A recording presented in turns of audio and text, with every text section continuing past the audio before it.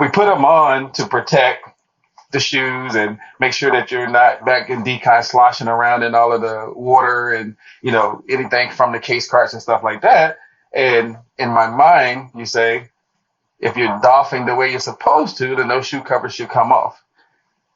But you see, from a standpoint of not even just us, other people all the time in the hallways with shoe covers on, heading back into all these areas. So what is it really protecting?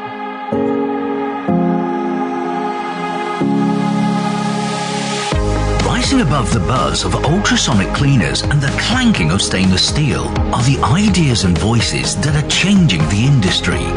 You're listening to the Beyond Clean podcast, the central nexus for people, processes, and products that are improving our sterile processing world.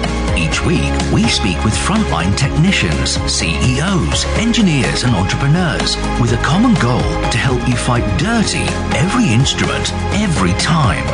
Whether you're tuning in for education or inspiration, we're glad you did. Now, turn on those washers and turn up the volume. It's time to go beyond clean.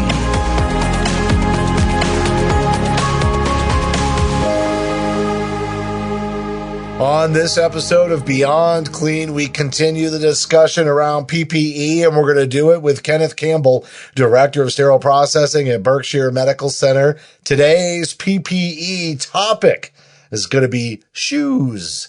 And, I've got lots of shoes in my closet, maybe not as many as my girlfriend has in her closet, but people are very particular about shoes, and they should be, because it has a great deal to do with how comfortable you are, especially at work, working on concrete floors. We're going to talk about it all today, Hank, with Ken.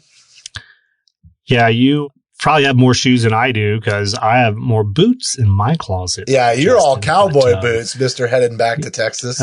But, I don't think we're going to be talking about boots in today's interview. Most likely, it is going to be focused on shoes, and it's going to be focused not only on how to address the hospital shoe question or the street shoe question, but also a unique solution and approach to going beyond the status quo, the way we've always done things when it comes to shoes in sterile processing. So yeah, stay tuned. It's going to be a fantastic conversation. All right. We'll be right back.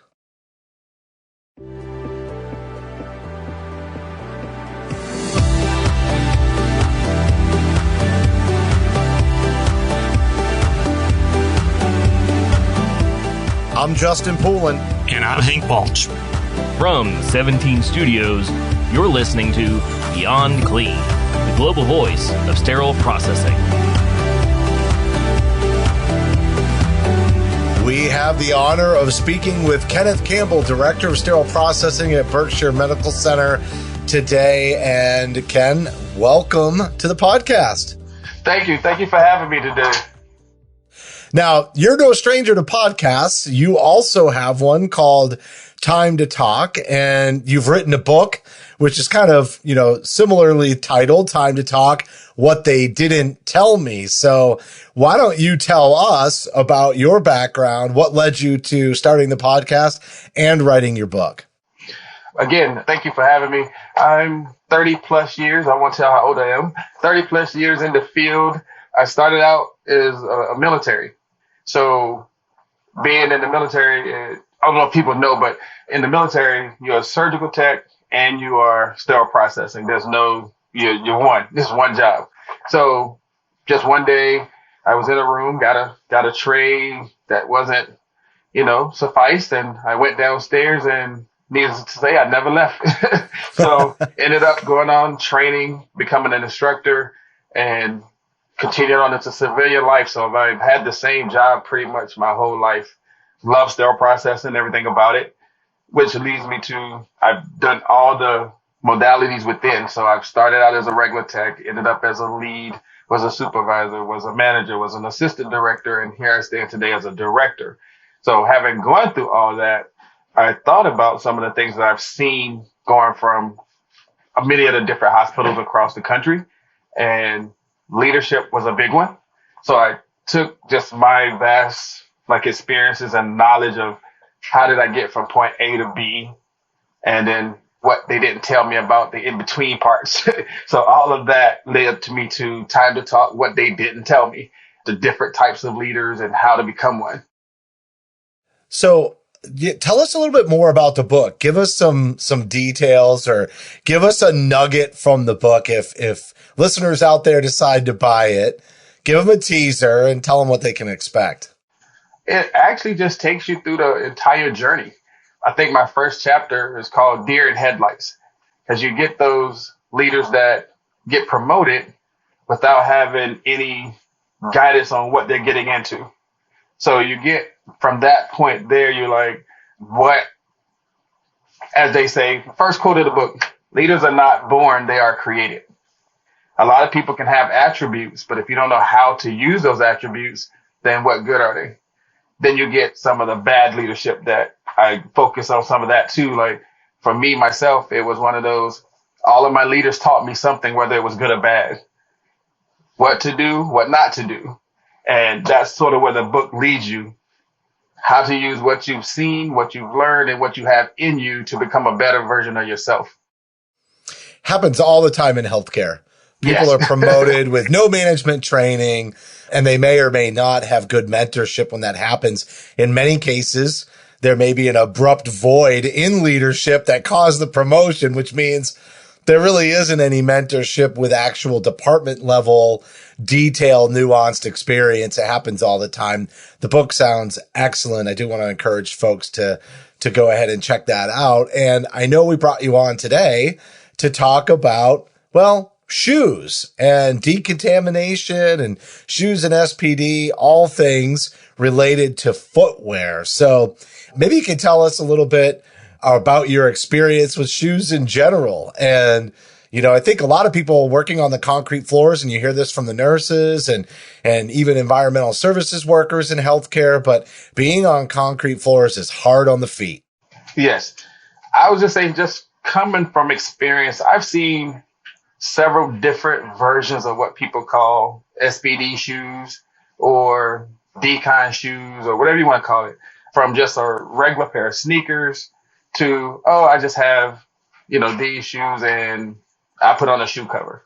So I think from what I've seen is different variations of different things. The problem I have with that is when we don't define what that means to have a shoe for SPD, you find those shoes everywhere else in the hospital tracking back and forth to SPD. And people don't think of your shoes carrying contaminants, as they would say. They don't know the world that we have to live in, as far as I go outside on a smoke break, I come back in and I'm in a clean area in the department. So people don't look at it from that type of standpoint. So, I guess, as they say, what your outside shoes versus your dedicated pair of shoes. So that's where, I think people need to get more focused on that issue. Even, like what is a street shoe or what's an outside shoe, like you mentioned, it can be easy in the industry once we're around those kinds of terms to just assume, hey, we know what that is. But to your point, even as a sterile processing technician, like I remember I was one of those guys that had a dedicated pair of sneakers. It wasn't anything special or different, it was just like a pair of, I don't know, like Asics or something that I kept at the hospital that tried to keep my heels from hurting, to Justin's point about the concrete, just, standing in place, and those old anti-fatigue mats that just for whatever reason, the concrete just goes right through them. But then there were some days that I would forget to take them off and I would wear them home. And then I would have this kind of, weird, philosophical argument with myself to say, what did I just do? And now what do I do? Because now my hospital shoes have come home with me.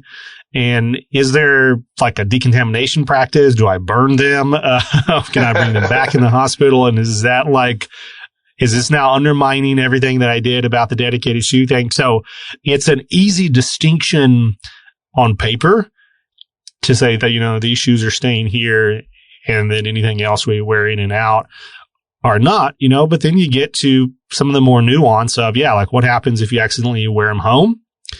And then also, what's the big difference, or is there really a difference from wearing a shoe all the way from the parking garage through the patient access hallways into the elevators, into the basement, all the way into the locker room where everyone else's, hospital shoes are walking around in. And then I take off my street shoes and then I switch into my other shoes and then I wear those same street shoes back home. Is there really that much different? So I know I threw a lot at you, but how do you in educating new technicians get that initial shoe conversation down to them that you need to pay attention to where your feet are going?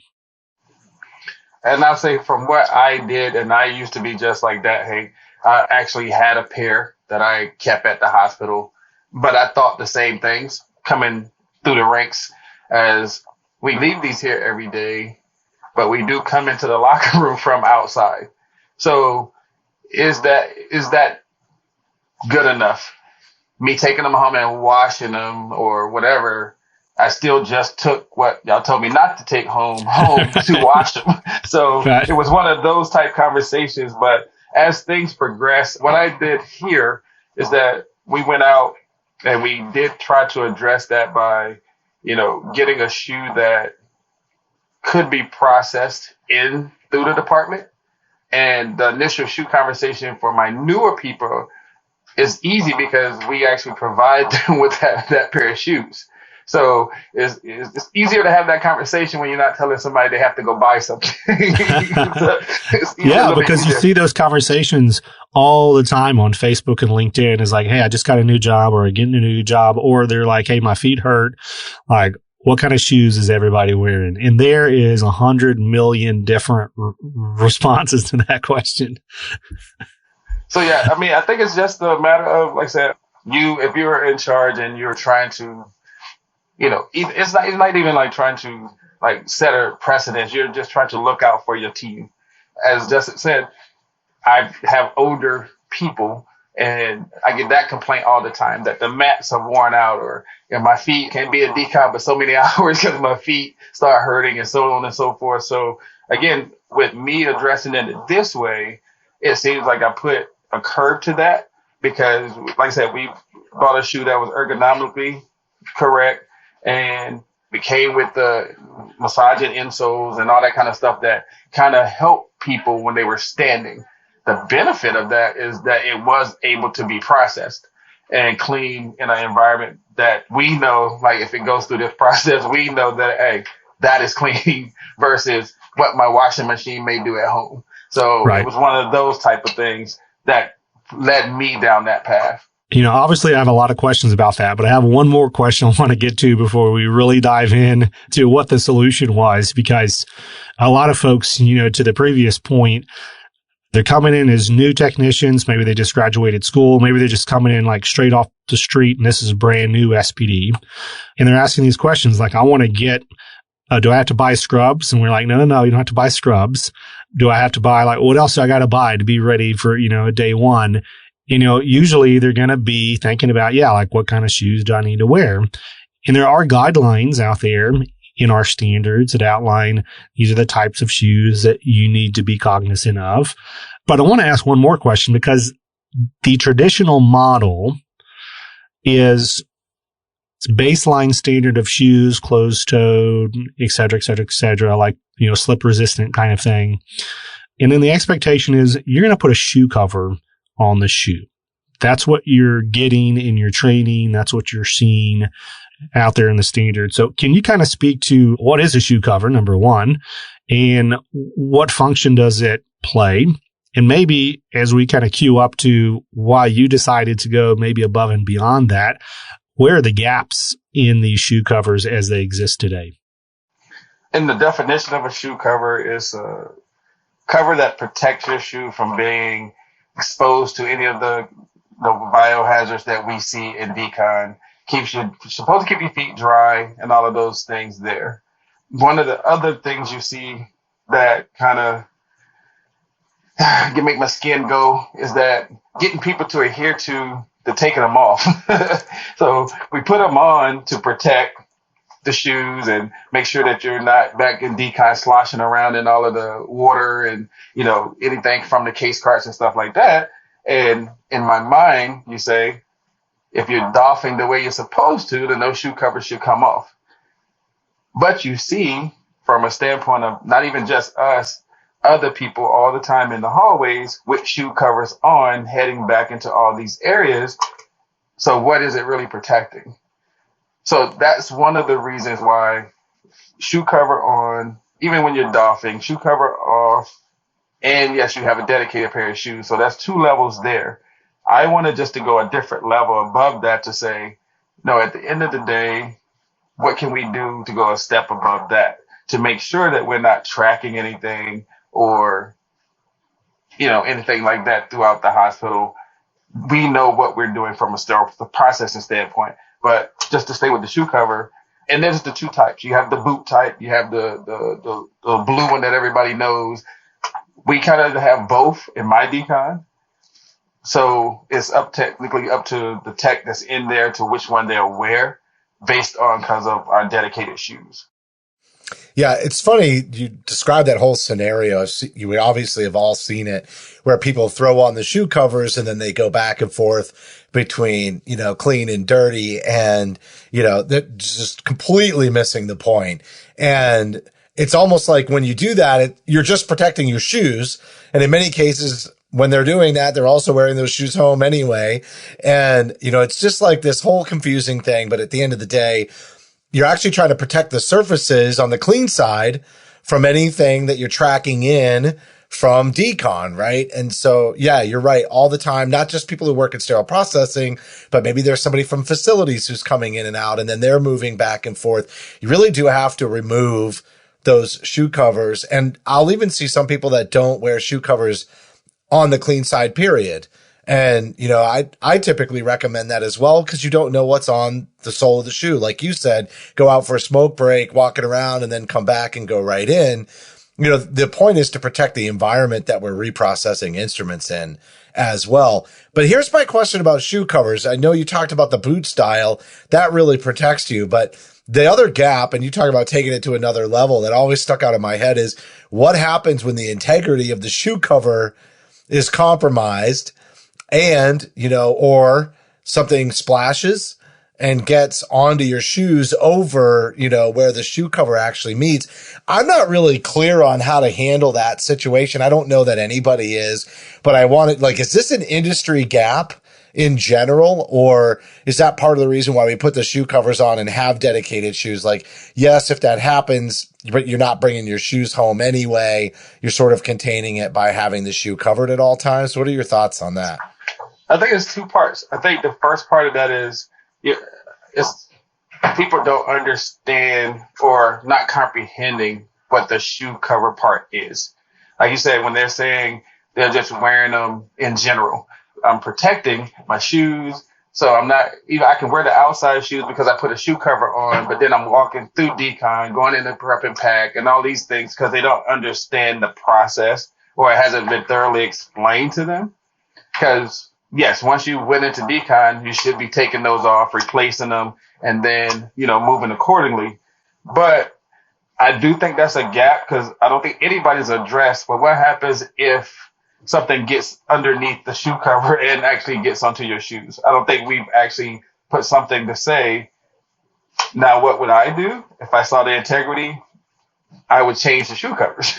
But is that something that anybody and everybody does? I can honestly say I don't know a lot of people that do it that way, because what they're going to say is, I'm working in decon, I'm doing my job, and once I finish, I'm taking all that stuff off anyway. Right. That's where I see it at. So, and outside of sterile processing, right, this question around floor contamination and transmission is a big question that there's more and more people that are paying attention to. Obviously, it's a very important EVS concern, but there's been studies that have shown how microbes move off the floor to other areas of the room, not only on shoes, but shoes is one of those portals of entry, or mode of transmission, maybe is the word I'm looking for. And, there's companies out there, there's innovators out there that are coming out with things like UV disinfection. They're coming out with those kind of auto sealer type shoe covers that you put your foot in, and then you kind of, like vacuum seals a little shoe cover around your shoe. We've all seen those sticky mats that you see, and in times of construction. I don't really know if that's doing too much around cross-contamination besides just kind of capturing the dust and debris, but you took a different approach. And I know we kind of alluded to this a little bit, but I'd like you to kind of get into the specifics. Like, what did you decide, considering all the gaps and challenges and frustrations that we've been discussing so far? What did you decide as a team to do to solve this problem, or if not solve it, to get us closer to that goal of safety, not only for our employees, but also for anybody else that's in the hospital? What I decided is, me and my supervisor, we sat down with the company and we listened to the sales pitch. And of course, it was a little skeptical in our head. So we got sent samples. We wore them, went through the IFU part of it. And what the IFU said was, from a sterile processing standpoint, I could put these in my washer disinfector and I could sterilize them after the fact. So to a sterile processing person, you're like, wait, what did you just say? Wow. I can put them in my washer disinfector and I can sterilize them? Oh, I'm all in. Like, so I wanted to see how that looked when it came out of a washer disinfector, and I wanted to see what it did after a sterilization process. And what we found is it didn't change the integrity of the shoe. And with it going through that process, we knew that it was an acceptable process because now we have the IFU that can prove that this can be done. And now you have a dare I say, sterilized shoe. if that's something that people want to, they can dissect it how they want to dissect it, but you went through a washer process and you went through sterilization. So it's like you got a new pair of shoes every time. So for me, that was like, yes, going above and beyond. But if I'm going to have you have a dedicated pair of shoes, let me help you make sure that that shoe is safe every single time. That's kind of the answer to my question, honestly, is what do you do with the contaminated shoe when the shoe cover no longer protects it, right? And I'm not necessarily saying like we should be reprocessing every single article, of clothing we wear under PPE, but that does kind of address a little bit of a gap is, you're supposed to throw those shoes away potentially. Like, what do you do with regular shoes? So that's kind of neat. And I wasn't even aware that that was possible. Even when I asked you that question 5 minutes ago, I didn't even realize that there was a shoe out there that has actually been able to go through reprocessing and sterilization. Now, I will say that's that particular shoe. If it's just your regular, as Hank said, like your regular tennis shoe that you have, that you wear, like on a daily basis, I'm not sure that's a process that will work for that. Right. So if you got those type, I'm pretty sure you're going to either be tossing them, because once you get it ingrained in the fabric and stuff of those, like dare I say, like a pair of New Balances or something, once you get the contaminants inside of that shoe, I don't know if your regular wash machine is going to give you the same level of, we going through 270 and above over here. I don't know if your washer is going to be able to do the same type of cleaning. Or are those shoes made of stainless steel? Like, how comfortable can they be? It's definitely not stainless steel, but the material is, I won't say like plastic, but it's a hard, I would say it's comparable to like a hard plastic, but like I said, it has the massaging bumps inside, and we all have like our own shoe inserts to make it even more contour to the feet of that person. So every tech in my department has a pair. My new techs, when they come in, they get sized and get a pair so that everybody's doing the same exact thing. So I don't have like somebody who, want to wear their custom Nikes. like this is the standard for my department, so this is what you wear. Yeah, I love that. And it connects the dots to Justin's question kind of about the gaps out there. It only connects the dots of, hey, like there's a process now, up to your point, Kenneth, there's a validated process. Like we have IFUs for these shoes in the same way that we have IFUs for all the other instruments that go through that cleaning, disinfection, sterilization stage. And to your point, do the shoes need to be sterile?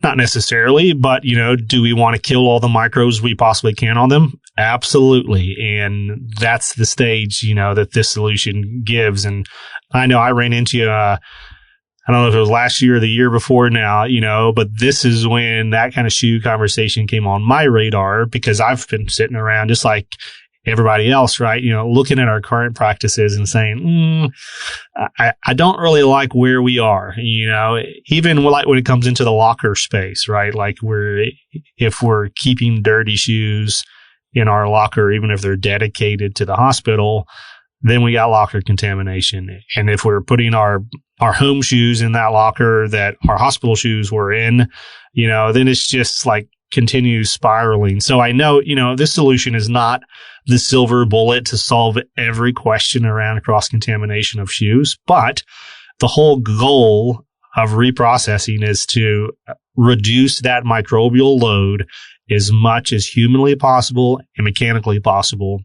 And I think this model and this approach, the point of view to, hey, let's go deeper on this shoe is just really, really innovative story. And I want to key in on something because you said it, but I just want to call it out. You purchase these for your technicians, right? This is coming out of your department budget. Yes.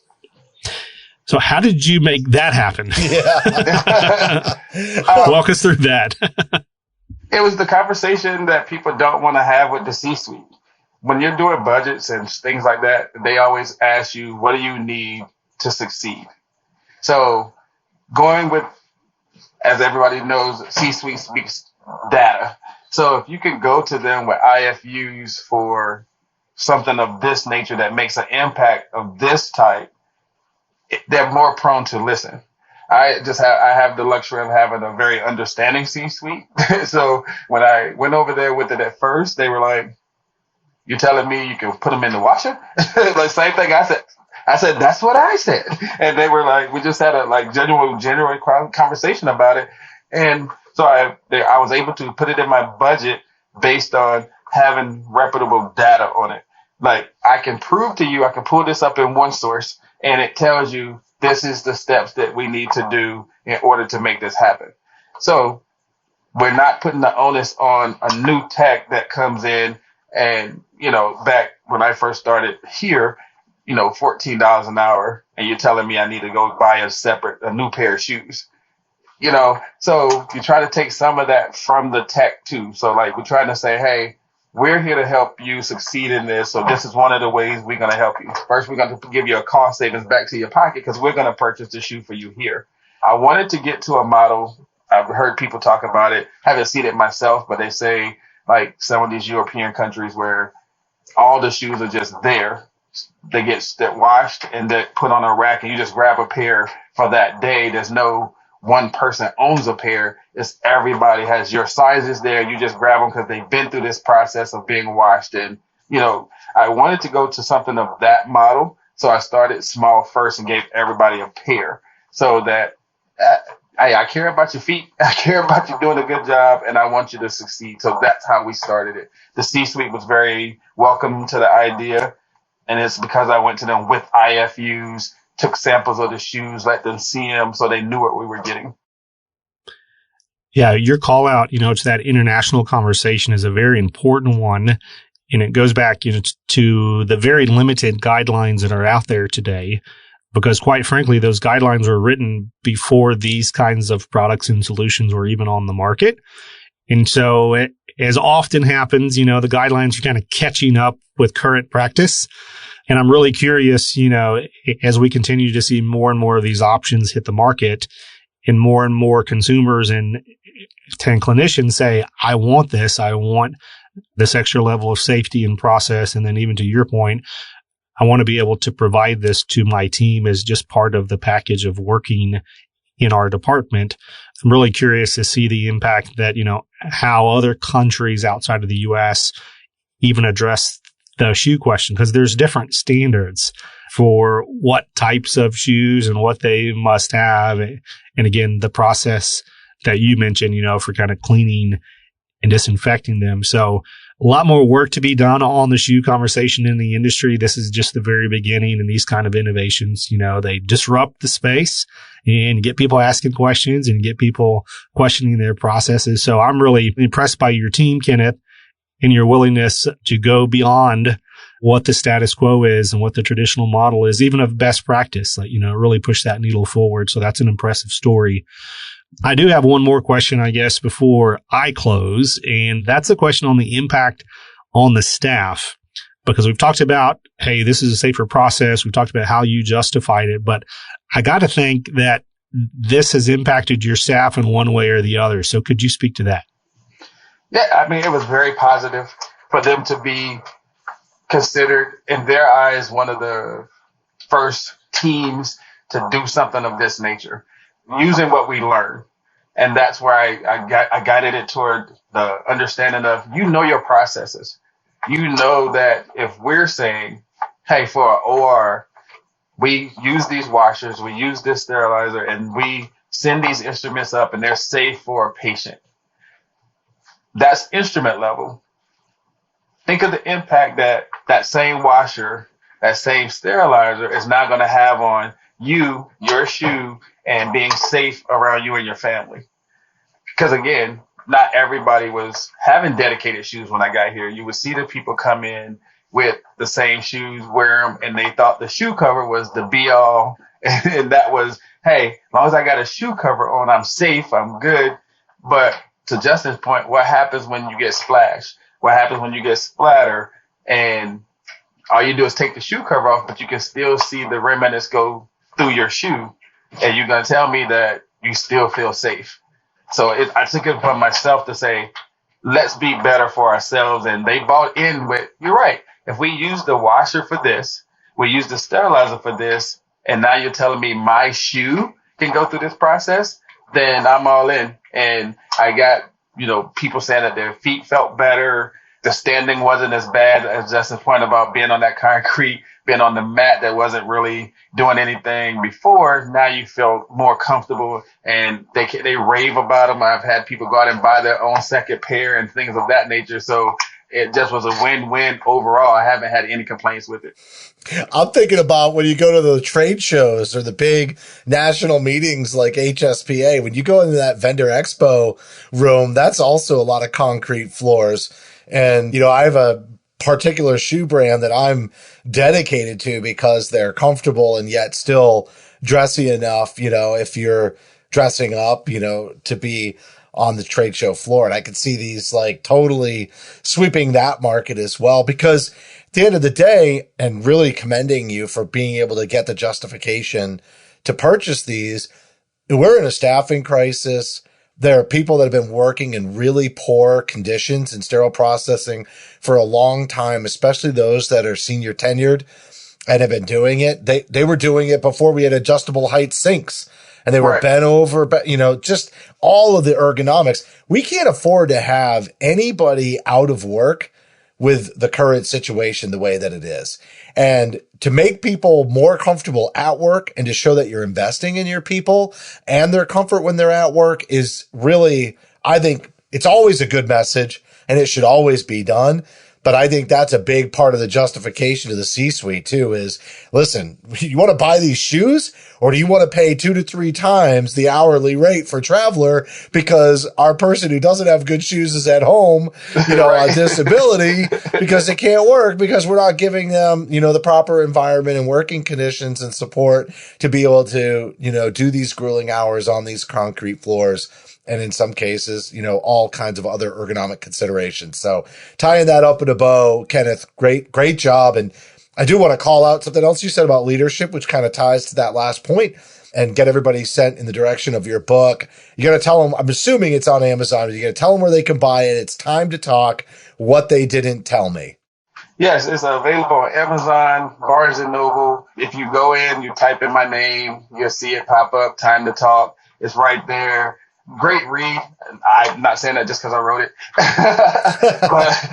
but yeah, definitely if you have a new leader or you have somebody that was put in one of those positions, or if yourself just need to be reminded of why you are where you are, this is one of those type of reads. It goes through transitional leadership all the way up to senior leadership, and it just teaches you or reminds you of those things that somebody might not have told you, but you've learned along the way. So, time to talk what they didn't tell me. All right, that's the book. The podcast is Time to Talk. Also, check that out. You are not going to be surprised that we're big fans of podcasts here. And Ken, thanks so much for coming on the show. No, I appreciate it. Thank you for having me. Always a pleasure when I get to hang out with the Beyond Clean folks, so I'm happy.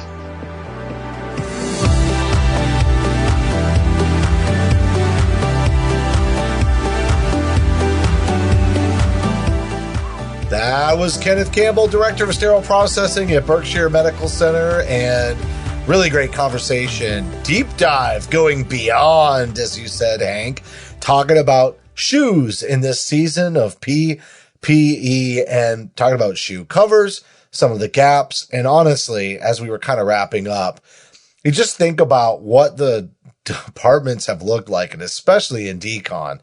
No wonder nobody wants to be in decon. Shoes is a great place to start, but honestly, when it comes to PPE and ergonomics in general, kind of tying shoes and shoe covers together in the conversation, decon still, there's so much we can do to make that a better environment to work in. And, we've had several conversations over the years, but I do just have to commend Kenneth again, for finding a way to make, an improvement for his staff that hopefully has more of them able to work comfortably, less fatigue, and obviously less people out at a time when it's hard just remaining fully staffed in sterile processing departments across the country. I mean, think about it, Justin. The only part of your body that touches the department the entire time that you're at work is your feet. It's your shoes. Unless you're sitting down, which, some folks aren't even lucky they don't have any chairs in their department. You're still going to walk to the chair and back. You do. You do gotta do that. Feet take the win. So, yeah, for something as integral to the work in your shoes and your feet, we have not paid a lot of attention to them as an industry through the years. If we have, it's only been about the ergonomic part of it. Are they OSHA approved, and do they make my knees and my ankles, feel better? And that's it.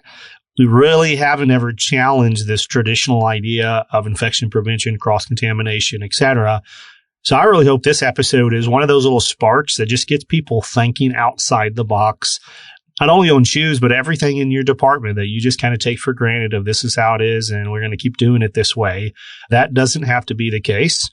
And if you've got concerns around safety, quality, efficiency, anything under the sun, be bold, be courageous like Kenneth here, and think outside the box. Well, you've been listening to the Beyond Clean podcast, and that means you're most likely subscribed to the Beyond Clean podcast to get these every single week. If you're not already, you should definitely subscribe. Maybe you're listening to us on Apple, Amazon, Google Podcasts, or others such as Spotify and iHeartRadio. But the best way to listen to us is to download the smartphone app for iPhone or Android. We'd also love a rating and a review. We've got thousands of downloads of the app, and one of the big reasons why, well, we have bonus content for many of our episodes. When you click on an episode, whether it's a educational podcast like today's or a vendor spotlight, when you click on that episode, you can click on the gift box within the episode, and that will bring up bonus content. If we have bonus content, we'll be mentioning it on the podcast. So while you listen in, you can also be looking at that content. Find us on social media. We want you to engage. We want you to be part of the conversation. We're on LinkedIn. We're on Facebook. Hank and I love getting LinkedIn messages. It's where we find most of our guests for the podcast. So if you're interested in being a guest, or somebody that you would recommend as a guest, or maybe there's a conversation that you're like, guys, somehow after 300 episodes of Beyond Clean, you have not talked about X. We need you to talk about it. We'd love to hear from you, not only through LinkedIn to Hank or myself, but also by email, info@beyondclean.net. And Hank, tell them what they got to do until next time. Keep fighting dirty.